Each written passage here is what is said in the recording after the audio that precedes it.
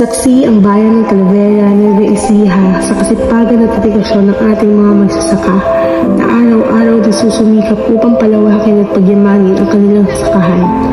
Sa bawat tanim at ani, makikita kung gaano kalawak ang kanilang naitatanim at kung paano nila binibigyang buhay ang ating mga pangarap ng sapat na pagkain para sa bansa.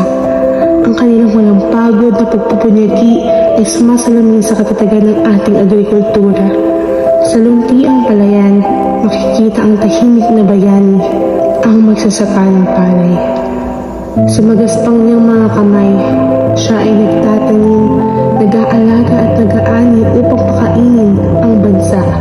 Sa bawat pagsikat ng araw, buong sipag niyang hinaharap ang mga hamon ng bukid, iniingatan ang bawat butil na nagbibigay buhay sa ating lahat.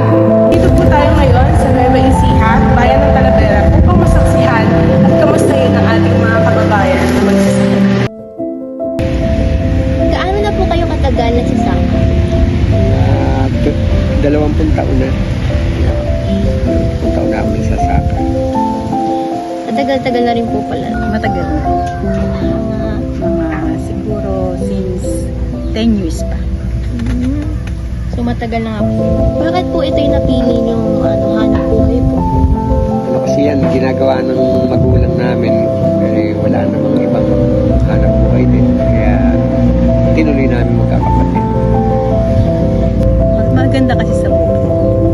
Tsaka dito ako lumaki. Kaya yan talaga yung kabuhayan namin. Pagsasaka. So matagal nyo na po pala itong ari-arian yung lupa po na ito. Ano po yung mga pangunahing suliranin na pinakarap niyo po sa pagsasaka? Una yung presyo ng mga gamit sa agrikultura. Yung, lalo yung pataba. Ang taas. Mahal yan. Pagka ganitong tag-ulan kasi talagang halos tabla lang. Natatalo pa kami kasi hirap kami sa tulad nung pagka may bagyo. Nasisira yung palayan natin. Tulad nga po sa nabanggit nyo na pag may bagyo po, paano nyo po nasusolusyonan yung mga ganun pong mga senaryo na matindi po yung bagyo, na naapektuhan po yung buong palayan nyo po, ganun?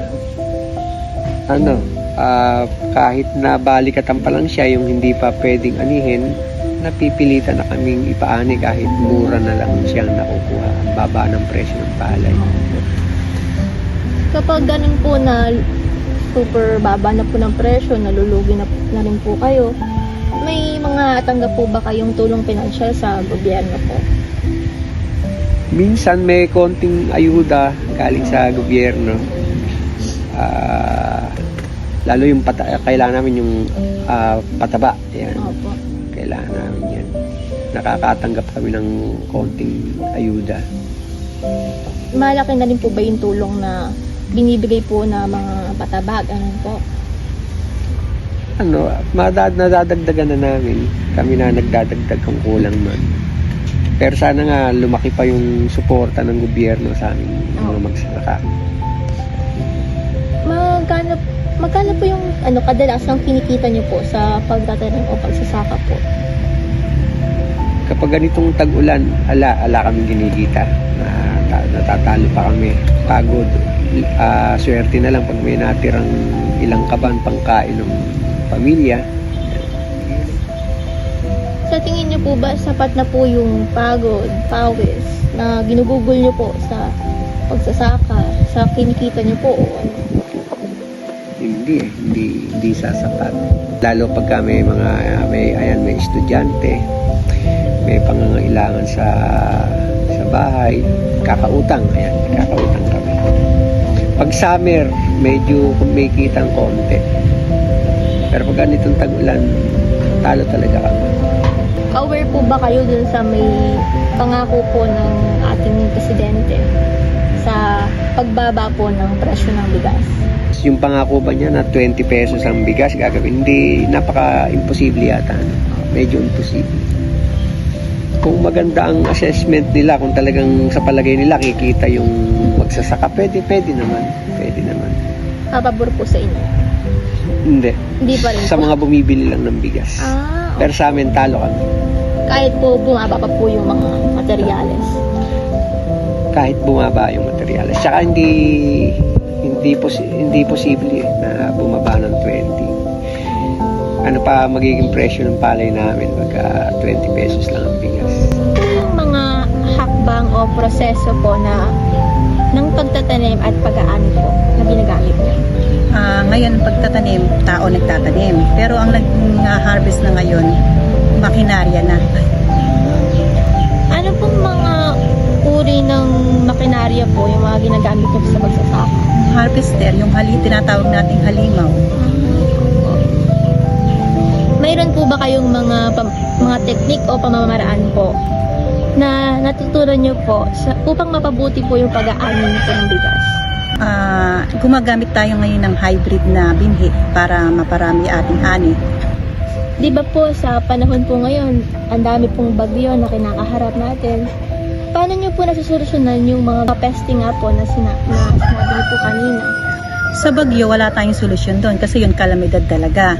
Pero sa mga peste, pinabobomba natin yun ng pesticide. Ano po yung mga maipapayo ninyo sa mga kabataan na nais magsimulan sa larangan po ng pagsasaka o gusto pong magtayo ng business po na sakahan? Dapat pagka ginusto nilang pagsasaka, dapat talagang aralin nilang mabuti para mapabulas nila yung palay ng maganda. Mga panahon po ng mga bagyo, meron po ba kayong mga natatanggap na tulong pinansyal sa gobyerno po? Meron naman. Meron tayong ayuda na nanggagaling sa gobyerno. Katulad nga pagka nagbibigay rin sila ng mga binhi, libreng pataba, saka binhi. Gusto ko lang din pong maitanong yung mga makabagong teknolohiya po na ginagamit sa pagsasaka. Sa tingin niyo po ba ito po ay malaking tulong po sa mga magsasaka o kumbaga pinsala po dahil sa kawalan? Yan, may advantage sa disadvantage. Ang advantage niyan, madali nating naililigpit yung mga palay natin, lalo na pag tag-ulan. Pagka ang gagamitin natin makinarya, saglit lang ay mapapaani natin. Pero naging ano din yan, ang disadvantage naman yan, nawala ng hanap buhay ang mga tao. So yun lang po yung mga katanungan namin. Maraming salamat po sa konting oras na pagtangkilik po sa amin sa pagsasagot. Maraming salamat po tatay sa oras na ginugol niyo po sa pagsasagot sa amin. Sobrang laking tulong na rin po nun dahil kailangan po talaga naming malaman yung side po ninyo as magsasaka sa mga napapanahong issue po na nangyayari po ngayon sa ating palayan.